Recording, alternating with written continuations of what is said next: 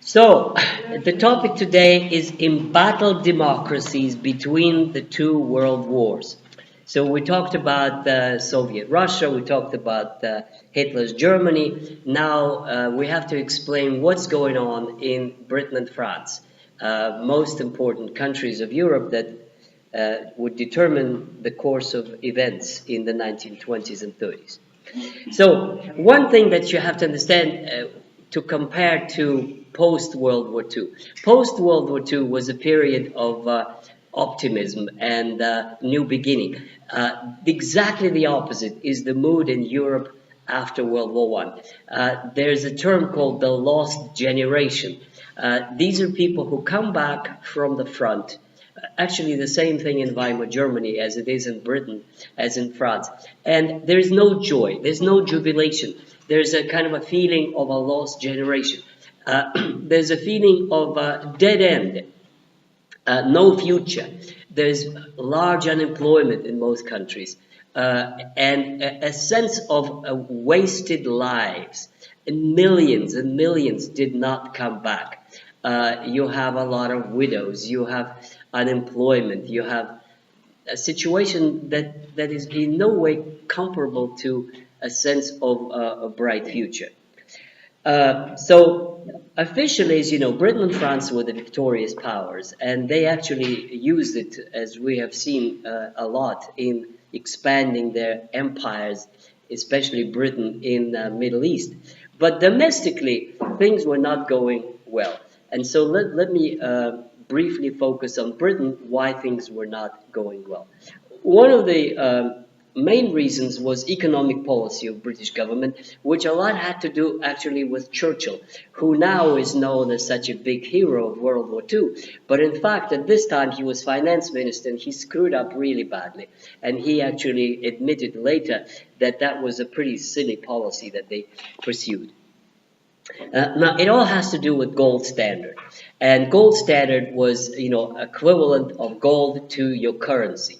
And after World War One, Churchill and the British elite decided that things are just going to be like they used to be, and they go back to the gold standard. Now, what it actually means is that the value of gold standard and British pound was artificially high. In other words, British economy was not, after World War One, what it used to be before World War One, and the high value of its currency made a lot of damage to British production and to British workers. So in a sense, this artificial attempt to hold on to the good old times and pretend as if nothing happened and maintain the gold standard and high currency value damaged Britain really badly. On top of it, don't forget, this is the time of a successful Irish Revolution and the turbulence that it caused with the independence of Ireland. This is a time also when finally the British women received a right to vote, and not even all of them, but in 1920 and more so in 1927. So this is a time of a kind of a turbulence in Britain. On the one hand, the British elite is trying to expand in the Middle East and control everything, Palestine, Iraq, Saudi Arabia, Persia. On the other hand, their resources are much smaller than what they used to be before World War One, and that puts a lot of pressure on the British workers, which shows in elections. And in 1926 and 29, you have two times victories of Labour government. So for the first time, you have a Labour Party, an equivalent of a Socialist Party in British conditions, coming to power. And they're trying to do some policies to favor workers, but very timid and very slow, as you know, and they just never really improve the situation enough. And then when they think they could, there's the hit comes with 1929 crash in United States and in Germany, and the British economy is again sort of muddling through to try to survive. And then comes the failure of the labor policies brings the conservatives back, Prime Minister Baldwin, and they're basically holding on. And the atmosphere in Britain is fear of communism, fear of Germany, uncertain future, and something that is important to understand that is no longer the case. And this is in the end of the 20th century, Britain was looking up to a kind of a new age of prosperity. Nothing of the sort. The atmosphere of the 1930s is fear of just about everything. Fear of the colonies, that they will not be able to hold on to them. Fear of Germany, which is resurging. Fear of communist Russia as a kind of an alternative to capitalism. No certainty that capitalism works. You have to understand this. 1930s is the decade of collapse of capitalism.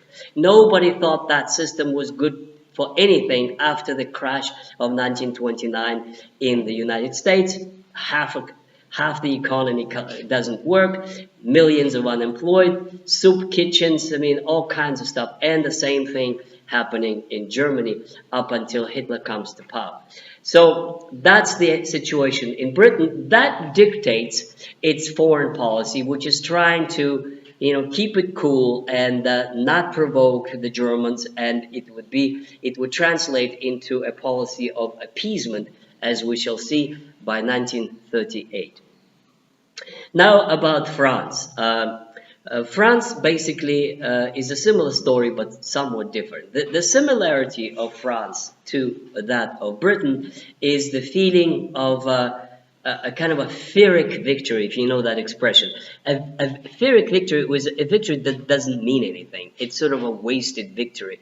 In other words, yes, they did officially win in World War I, but in fact, France was so weakened.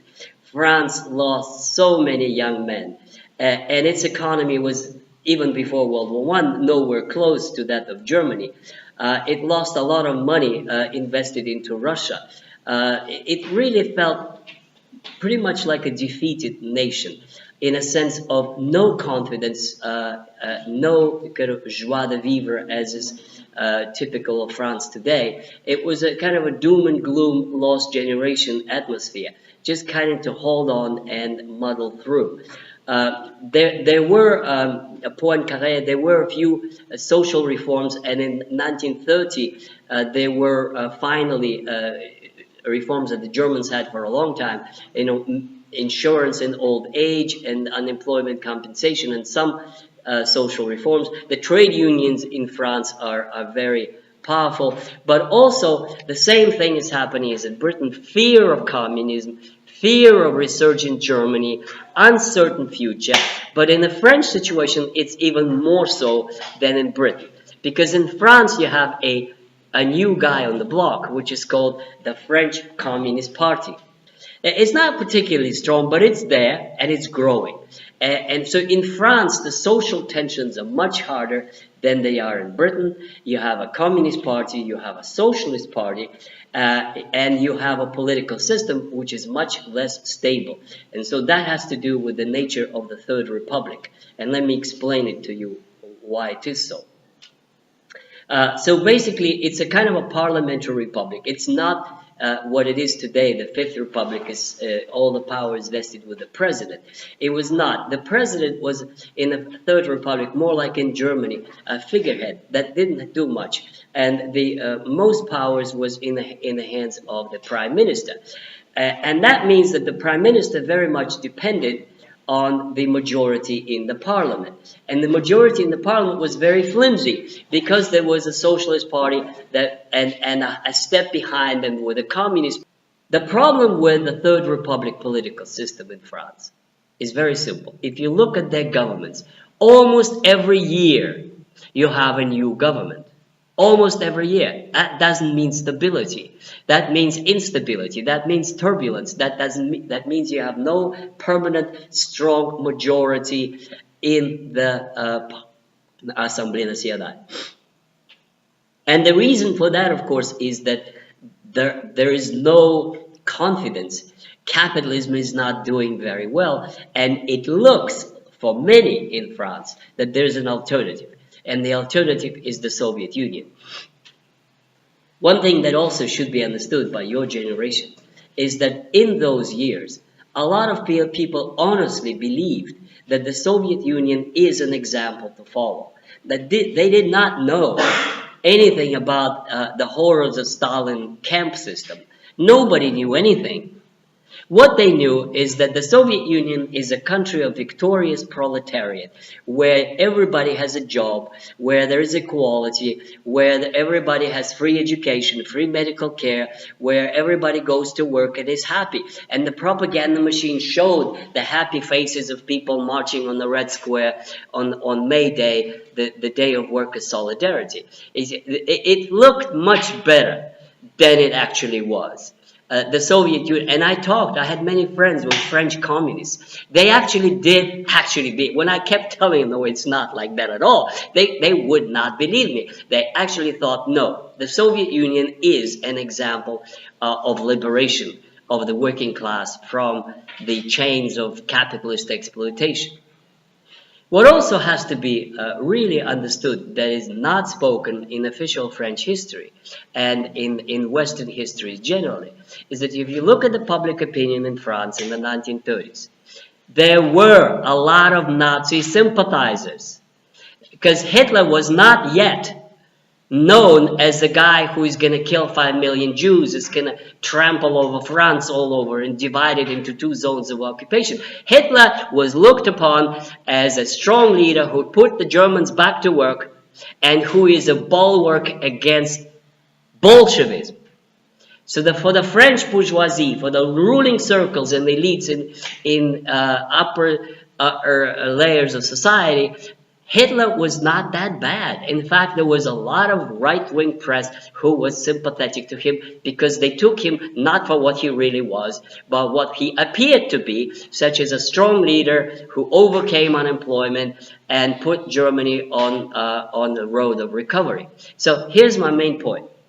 The public opinion in Britain and in France mistook for what Hitler was really and did not understand what Stalin was really.